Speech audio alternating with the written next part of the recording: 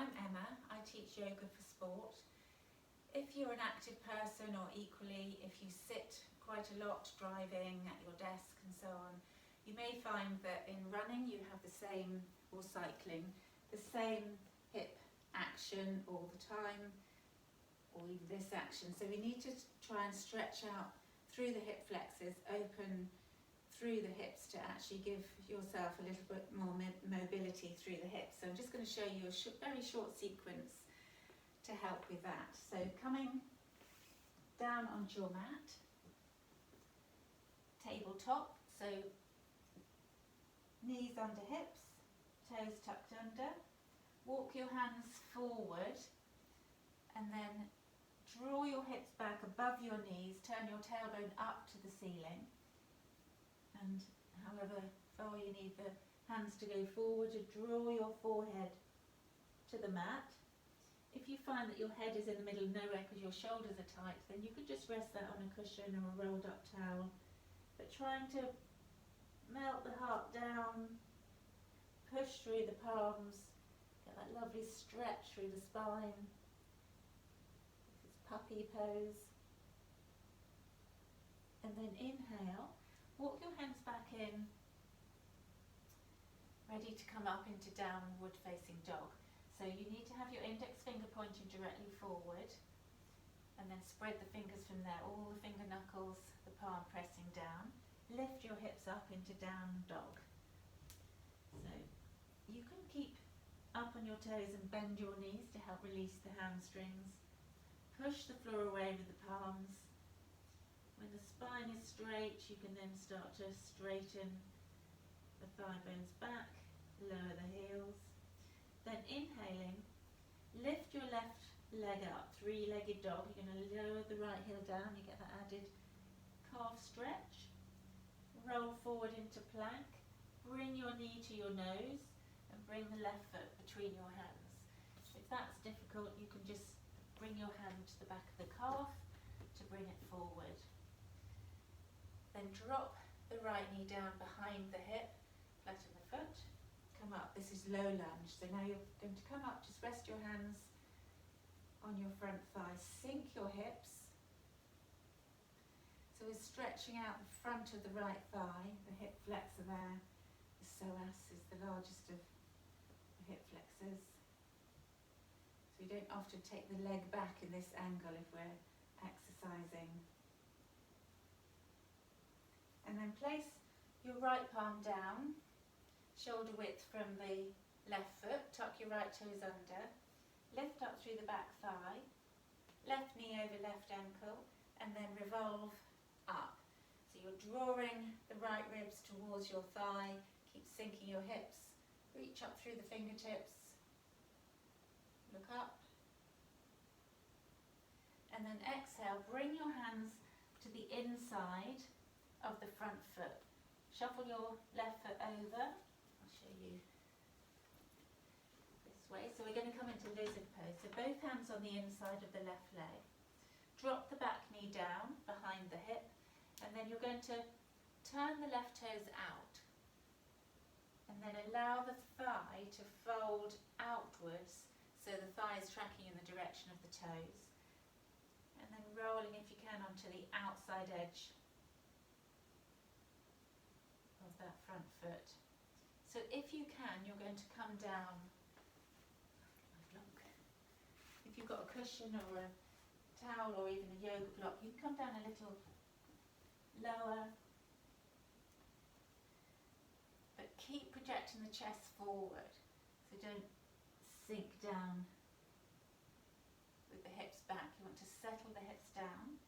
You can come a little lower if you need to, but keep the head up, the gaze is down, but just reach through the crown of the head. So we're lifting up out of that hip. You can stay here as long as is possible. It's a pose that you need to soften into, so use the exhale to help release. And then we'll do the other side, so come up onto your palms again. You can just briefly press, so lifting up, pushing the floor away with the right palm, gently pressing the left thigh away from you as you lift your chest and lean back.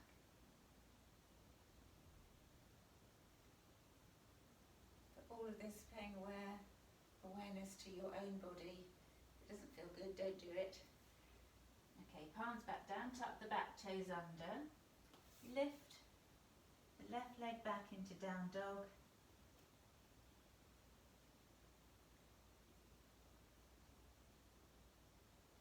And then inhaling, lift the right leg up, three-legged dog, lower the left heel to the mat.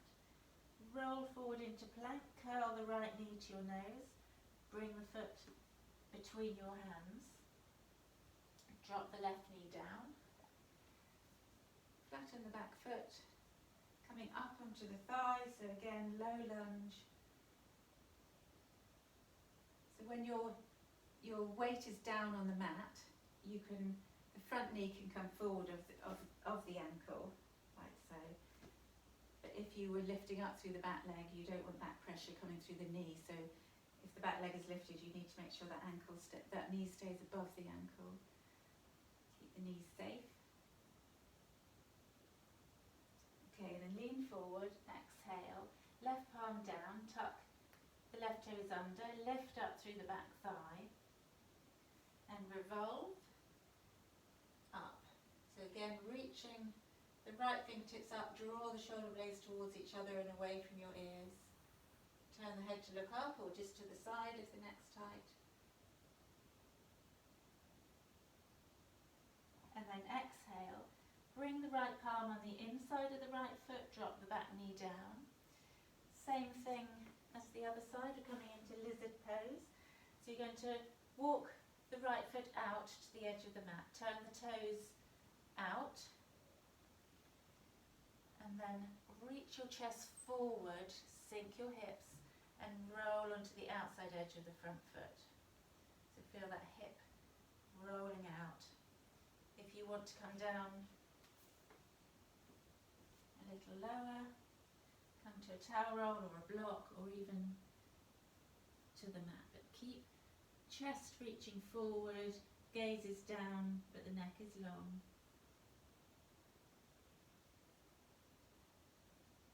And softening into this. So some of these poses more yin rather than yang. So less energy but more focus. It can feel very uncomfortable. So this is where the breath is important to help you soften your jaw, relax your shoulders, breathe into the discomfort. And then staying there as long as you like, then coming up onto your palms, tuck the left toes under, lift up the back knee, bring the right leg back into down dog. And then coming forward into child's pose, knees wide, toes touching, sit back towards your heels, reach your arms out in front of you, forehead to the mat. Press the palms down and then push them away from you. Feel that compression in the front of the thighs, the stretch through the spine as the tailbone draws towards the heels. And then inhale to sit. So hopefully that will give a little bit of relief to your thighs and hips, and remembering that if you're going to be active, it's good to slow things down a little after your run, do a few little stretches, so this may help to make your strides more powerful and help you keep exercising as long as possible. Thank you and namaste.